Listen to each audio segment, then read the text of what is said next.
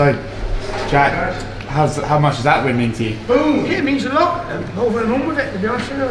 I did exactly what I come to do, really. When he dropped you in the first round, how hurt were you? No, I was more off balance because he was telling me I was circling to the right and he got a fucking cannon on the right hand, so I was circling to the right and they told me to switch, and as I switched, he caught me off balance, and that's why he laughed, I laughed as well, and it was both alright. Afterwards, you guys had a big embrace in there and you were laughing and cracking jokes. What exactly were you guys saying to each other? Just rude one. Finally, I said you didn't think I was going to come and fucking trade with you to do, and he laughed like, because he said I knew he was going to do that to me, and it was what it was. I didn't have to stand there and just throw bombs with him, you know what I mean? It was the matador of ball, wasn't it? You know, he was swinging and missing from the second round onwards. He was trying a lot to get you into that sort of firefight. Yeah, were you ever tempted? Steve has watched me my whole career. 2 years ago, I would have just stood there and bowled and probably got caught on the chin. You know, but I ain't done enough. I got good coaches, they're all over the head helping me out, so like Parker, Shaky, Tyler, they're all helping me. I'm missing shots, and this is the least beat up I've been after. I've got more of a black eye from before the fight than I did during the fight, so you know, it's the least beat up I've ever been, really. Didn't beat this time. Did you see Darren Till's post he put out about after you missed weight and how much respect you have for it? Yeah, amazing respect he gave me, and I spoke to him today in the hotel about it, really. He's such a nice guy and a humble guy for how far he's gone already, and it's good of him saying that, because not a lot of people know I'm a full-time paratrooper. This is my hobby, you know what I mean? I'm fighting at the highest level possible in MMA. That's being a full-time paratrooper. That's my job. That's my profession. So, you know, I miss weight by 2 pounds. Yeah, I think that one's the best guys who do it full-time every day. You know, miss weight. You know, so I ain't gonna go and cry about it. How depleted did you feel?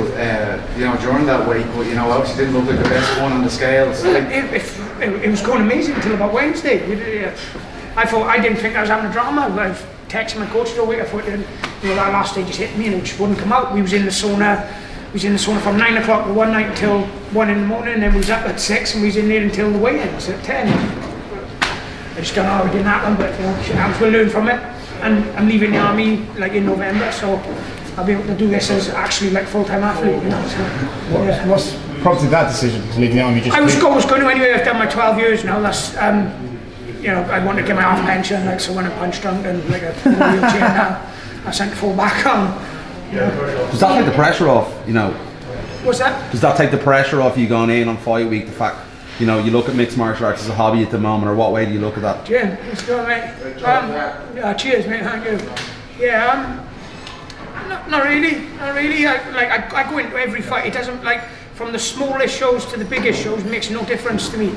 I'll go out there and have a fight. You know, I fought different tonight, but I fought clever. I fought like a mixed martial artist, not a brawler. So I'm happy with how it went. Do you think the full-time training then will make a huge difference to you going forward?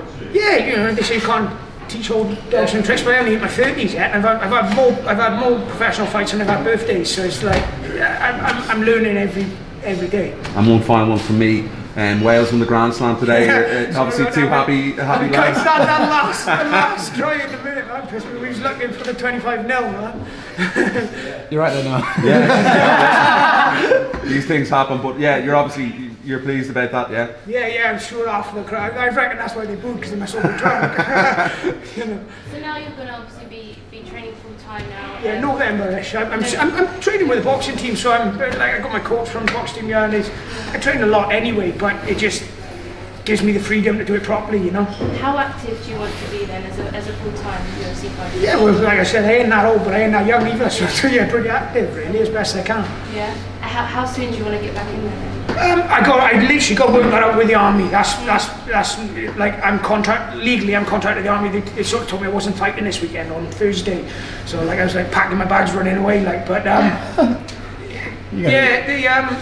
I don't know. I work it out with the army. They'll see what they want to do. Is you can't be employed by 2 people at the same time, if you understand. So. How did you work that out? Yeah. How did I work? If the army weren't letting you fight on Thursday and you decided? We'll find out on Monday. How crazy are army leaving dues going to be then? So I'd imagine. You've got a leaving do coming up. What's that going to be like? Yeah, I'd imagine it'd be pretty good. Paras drinking social sessions are pretty mental anyway, so we'll see. Tim Kennedy used to talk about being in the army, and he said that, you know, what he experiences out there, that means there's nothing in the cage that's going to faze him. Do you feel the same? Yeah, but I've also heard him say the exact same as me. You can't transition anything from the army in Afghanistan and all that into fighting in the cage. one got a gun, one haven't, the other one's just trying to punch you, the other one's trying to kill you, so it makes no difference. And give you a bit of mental robustness, that's all you can take from it, I suppose. You seem incredible, you know, you seem really G'd up by this win. How important was it to get a W, like, again, in a fight that we were all dubbing for the King of Wales? So we're talking to the King of Wales. Yeah, King of Wales. Yeah, well, you know, I've decided I'm leaving the army to fight full time.